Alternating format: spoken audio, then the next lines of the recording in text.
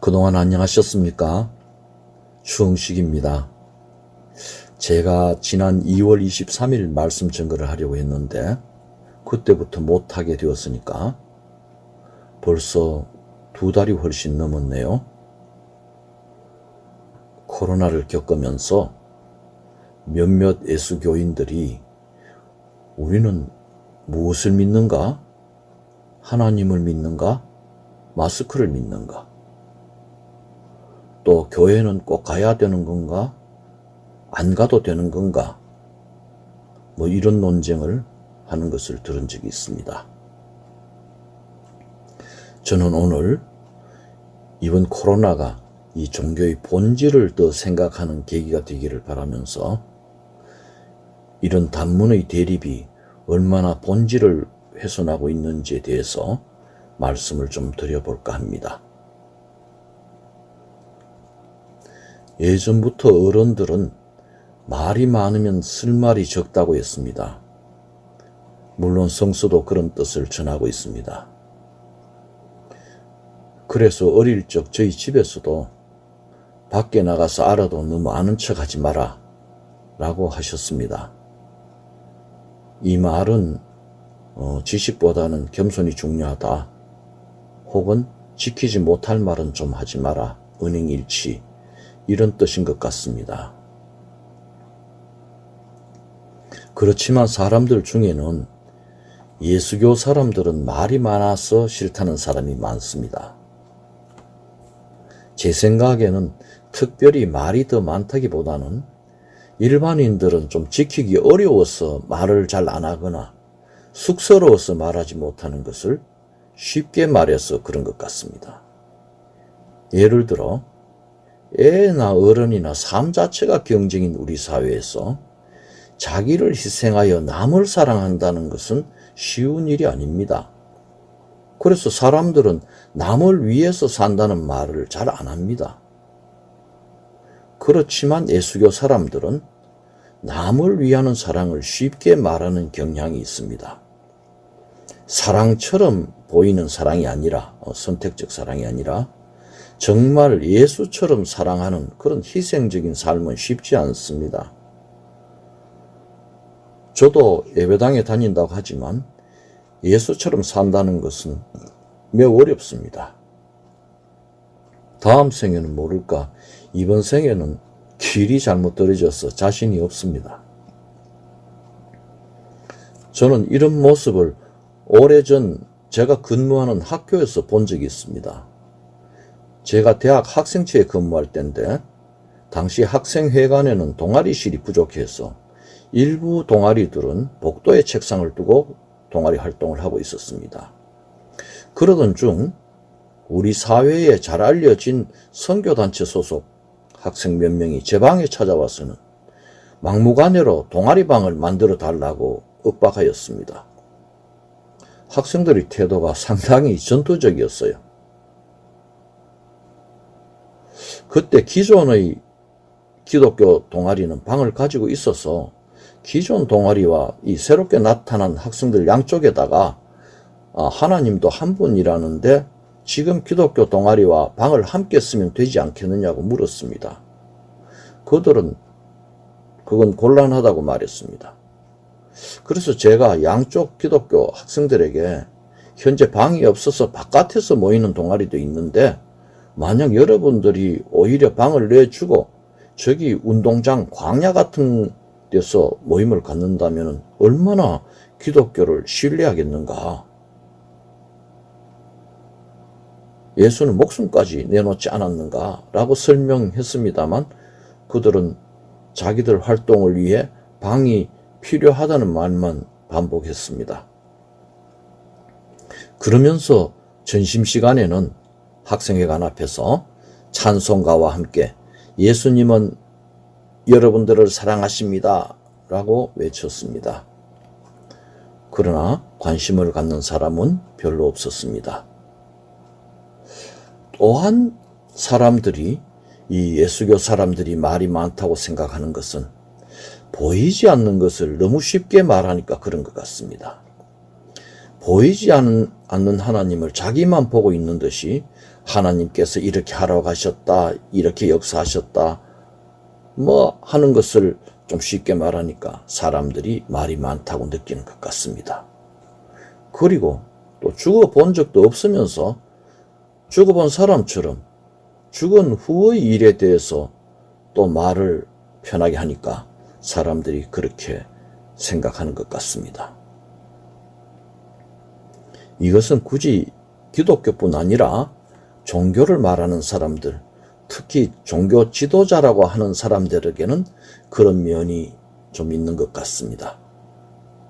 몇 년 전 어떤 스님께서 평화 순례하신다고 우리 지역에 와서 평화에 대한 대담을 가졌는데, 그때 저는 평화를 해치는 지진이나 홍수, 쓰나미 같은 것들이 이 선량하게 사는 가난한 사람들에게 닥치는 것을 어떻게 생각해야 하는가, 하늘의 징벌인가 하는 것에 대해서 물어보았습니다. 자연학, 자연해죠. 그런데 스님께서 뭔가 길게 말씀하셨는데 좀 불경스럽게도 저는 잘 안 들었습니다. 왜냐하면 제가 물어놓고 갑자기 제 스스로 답이 생각났는데, 그냥 스님께서 그런 하늘 일은 내가 잘 모른다 하시면 될 것 같은데 하는 생각이 들었기 때문입니다. 우리 교회도 침묵 프로그램을 들어 하지만 대개 수행하는 선언이나 수도원 같은 데서도 보면 수행은 말 안 함에서부터 시작합니다. 말 안 하는 것은 말로 죄업을 짓는 경우가 많다는 뜻입니다. 저도 오늘 여러분들에게 말하려고 여기 있는데 조심스럽습니다. 되게 남 앞에서 하는 말은 자기를 드러내려고 하는 경우가 많지 않습니까? 그래서 온전한 자서전도 없다고 하지 않습니까? 현재 우리 사회에는 엄청나게 늘어난 TV 채널, 유튜브, 개인 TV, 블로그, 각종 포털 사이트, SNS 등을 통해 말들은 홍수처럼 쏟아지고 있습니다.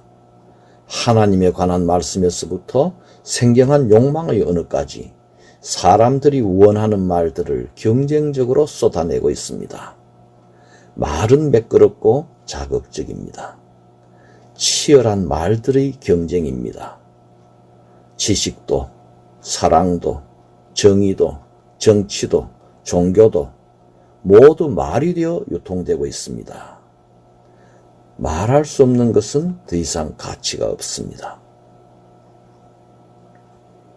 이렇게 드러내는 말들은 시장에서는 가치가 있겠지만 하나님 나라에서는 이런 잘난 체 하는 것은 절대 금기로 되어 있습니다. 이것은 윤리적 문제가 아니라 하늘나라 질서의 원리에 해당되는 것입니다.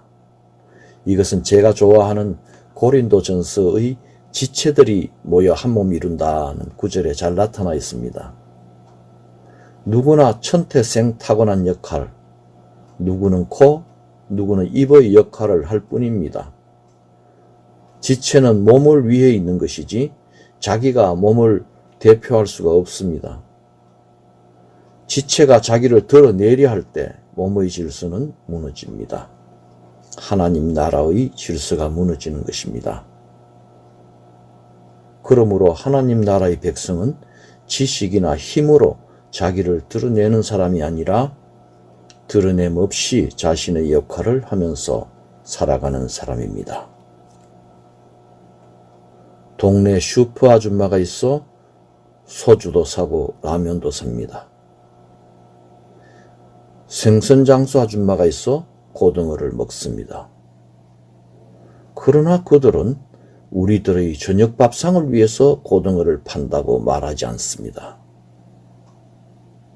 이처럼 하나님 나라 사람들은 그냥 일할 뿐 스스로 자신의 일에 대해 의미를 부여하는 그런 관념적인 말들은 하지 않습니다. 그리스도의 몸된 교회에서는 지금 드러나 보이는 저보다는 듣고 계시는 여러분이 온전한 지체처럼 생각됩니다. 우리 교회는 그렇지 않지만 일반 교회에서는 위에 서서 말하는 사람은 옷도 다르게 입고 목소리도 다르게 하여 뭔가 아래에 앉아 있는 사람과는 다른 능력이 있는 것처럼 보이려고 합니다. 이것은 하나님을 위한 것이 아니라 자신과 교회 조직을 위한 것입니다. 조직은 리더의 카리스마에 의존하는 경우가 많기 때문입니다. 우리 세길교회는 모두가 사제이기 때문에 특별히 높낮이가 없습니다. 그러므로 누구나 앞에서 말할 수 있고 위상을 높이기 위해서 다른 톤으로 말할 필요가 없습니다. 그리고 종교와 생활, 교회 안과 교회 밖의 경계를 두려하지 않기 때문에 교회에서 하는 말도 사회에서 통용되는 말을 사용하려고 합니다. 성경 독서라고 하지 않습니까? 저는 오늘 요즘 우리 사회에서 통용되는 말에 대해서 제가 느낀 것을 몇 가지 말씀드릴까 합니다. 먼저 몇 년 전 돌아가신 최규삼 선생님과 나눈 이야기를 좀 들려드리겠습니다. 저는 가끔 성가대 이 찬양이 끝나면 이 성가대 자리에 가서 물었습니다. 선생님, 오늘 민호 교회 왔습니까? 민호는 최규삼 선생님 아드님인데 아시는 분은 아시겠죠? 아마도 그때 민호가 고등학생이나 대학생쯤 됐을 거예요. 그러면 최규삼 선생님은 안 왔어 하고 말씀하십니다. 제가 집에서 안식하고 있군요. 우리는 언제 교리나 종교적 관습에 매이지 않고 민호 같은 경지에 오를 수 있을까요?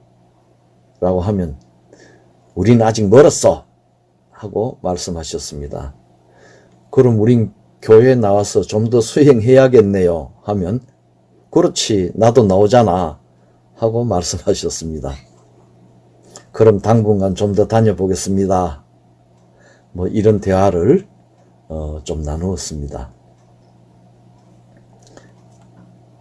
그런데 근래에 보면 우리 민호는 도력이 좀 떨어졌는지 어머니 김종순 자매님과 어린 아들 그 사내 근행가요? 그 어린 형제님들을 데리고 교회에 열심히 오는 것 같습니다. 이처럼 세상사 한마디로 말할 수 있는 것은 없습니다. 말은 이렇게도 저렇게도 할 수 있습니다. 애당초 세상 일을 말로 다 하는 것은 어렵지 않습니까? 우리가 좋다고 하는 것도 그렇습니다. 고급 세단차가 좋은 차라고 하지만 차가 커서 주차하기 어렵습니다. 그리고 또 고급 차를 타고 다니면 밥값을 내도 사람들이 그다지 고마워하지 않습니다. 그렇지만 경차는 반대가 되겠죠. 물건만 그런 것이 아니라 사람도 그렇습니다. 아무리 좋은 사람이라고 해도 장점만 있는 것은 아닙니다. 제가 아는 어떤 부부는 두 사람 모두 다 좋은 사람이라고 주위에서 말하는데 정작 두 사람은 서로를 원망하면서 헤어졌습니다. 그러므로 세상에 사람이든 물건이든 일이든 좋은 면만 말한다거나 안 좋은 면만을 말하는 것은 위험합니다. 진실이 아니기 때문에 그렇습니다. 그래서 입체파 그림을 보면은 정면에서도 보고 측면에서도 보면서 한 사람을 다양한 관점에서 표현하고 있지 않습니까?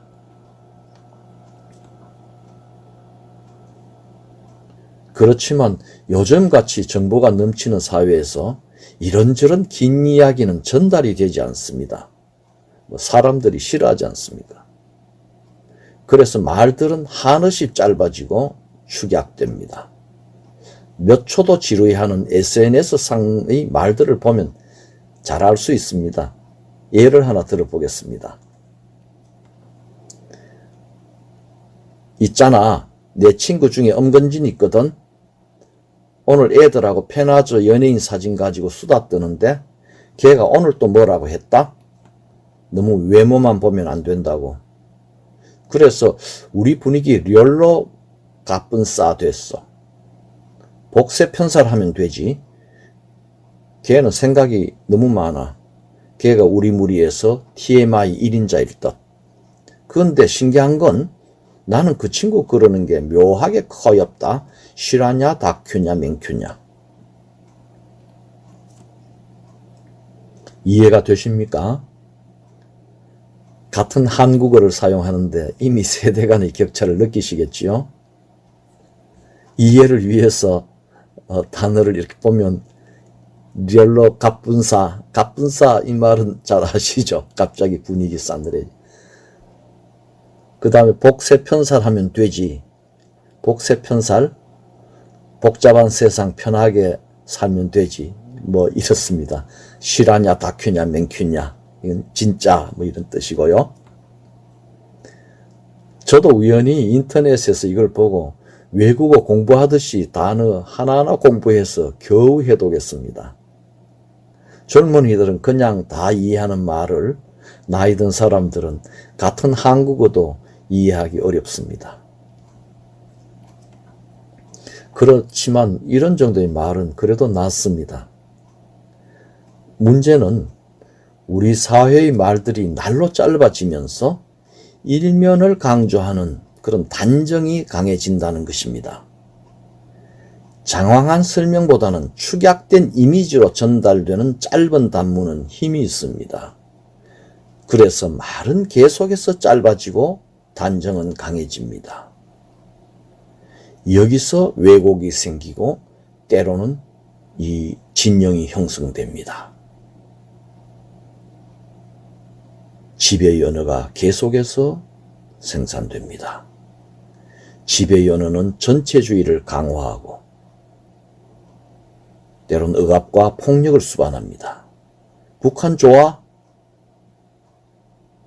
이렇게 말하는 순간 빨갱이가 됩니다. 남한은 좋은 것만 있고 북한에는 나쁜 것만 있겠습니까? 오래된 이런 말은 물론이고 근래에는 태극기, 서초동, 조국이라는 말도 진영의 상징이 되었습니다. 말 잘못 꺼냈다가는 한쪽으로 정체화됩니다. 동지가 되거나 반역으로 몰립니다. 참으로 단문의 비극시대에 살고 있습니다. 7, 80년대 민주화운동 시절 독재냐 민주냐 하는 단문이 퍼졌을 때 우리 사회는 산업사회의 끝자락에 있었습니다. 지금과는 전혀 다른 세상이었습니다. 선생님이 학생을 때리고 여직원이 남자 직원의 재떨이를 비우던 시절이었습니다. 그때 수직적이었던 남녀관계, 노사관계, 부모-자식관계, 사제관계 같은 것은 상당 부분 수평적으로 바뀌었습니다. 교실에서 이름 대신 번호를 부르던 그 회기라 시대에서 이제는 다양성이 가치가 되는 시대로 바뀌었습니다. 아직도 그 시절의 단정적 이원론을 교조적으로 생각한다면 그건 넌센스입니다. 이런 단문을 많이 생산하는 대표적인 곳이 정치권과 기독교, 정확히는 교단, 교회입니다. 두 집단의 공통점은 말은 현란하나 우리가 그 실체를 잘 알 수 없다는 것입니다. 정치적 실체를 우리가 잘 아는 듯이 말하지만 언론이 선택하고 가공해서 전해준 것을 우리의 경험과 결합하여 추정할 뿐입니다. 그래서 어떤 매체를 접하느냐에 따라 실체에 대한 인식과 판단은 달라집니다. 기독교는 더 나아가서 애당초 보이지 않는 하나님을 섬기고 있습니다. 그래서 어떤 교파에 속해 있느냐에 따라 하나님에 대한 그림이 달라집니다.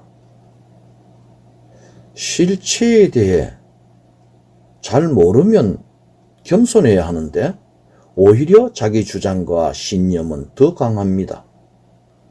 그래서 한국 사회에서는 기독교와 정치 이야기를 하면 싸움이 일어납니다. 단문의 싸움입니다. 광화문이냐 서초동이냐, 뭐 예수 믿느냐 안 믿느냐, 뭐 구원이 어떻고, 뭐 이런 이야기. 상대에 대한 이해나 배움보다는 무언가 강요하고 제압하려는 의도가 있습니다. 이런 판단에 긴 생각과 긴 말을 필요로 하지 않습니다. 이러한 배경에는 조직이 있습니다. 세력을 확장하려는 집단의 우상이 있습니다. 그들의 조직이 커질수록 사람은 왜소해집니다. 이것이 바로 예수님께서 당시 거대한 제국과 종교 집단을 거부한 이유입니다. 예수님은 그 조직들을 이기기 위해 조직을 만들지 않으셨습니다. 오히려 홀로 몸을 바침으로써 새 세상을 여셨습니다. 이제 새로운 세상은 집단의 강령이 개인을 지배하는 것이 아니라, 교회의 교리가 개인을 구속하는 것이 아니라, 한 사람 한 사람이 이 세상의 주체로 우뚝 서는 것이었습니다. 그것은 태초부터 하나님께서 당신의 형상으로 우리를 지으셨기 때문입니다. 아울러 이 세상에 사는 우리들은 이제 어느 누구의 소유가 아니라, 어느 조직체의 구성품이 아니라 만물을 다스리는 주체임을 알게 되었습니다. 예수님께서는 이미 하나님께서 당신의 이름을 나는 곧 나다 하신 것처럼 여자에게, 아이에게, 창녀에게, 세리에게, 종에게, 문둥병자에게, 그리고 우리에게도 너는 너다 하시면서 고유한 이름을 불러주셨습니다. 고유한 우리는 너와 나를 쉽게 단정할 수 없습니다. 돈으로, 사회적 지위로, 종교로, 그 어느 것으로도 사람을 단순하게 규정할 수 없습니다. 아울러 하나님을 훤히 드러내는 이 세상의 만물도 함부로 단정할 수 없습니다. 작은 돌멩이, 라면 부스러기 하나조차도 우리는 단정할 수 없습니다. 끝없이 묻고 물어야 합니다. 끝없이 묻고 묻다 보면 우리는 어느새 침묵 속에 있을 것입니다. 침묵 속에서도 묻고 또 묻는 것, 그리고 하염없이 답을 기다리는 것, 그것은 기도입니다. 그곳까지 데려다 주는 것은 하나님의 은총입니다. 그리고 우리의 겸손입니다.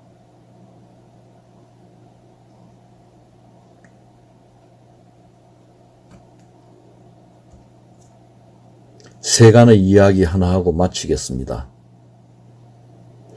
예를 들어 우리는 거북선을 만든 사람은 하고 물으면 이순신 하고 짧게 말하겠지만,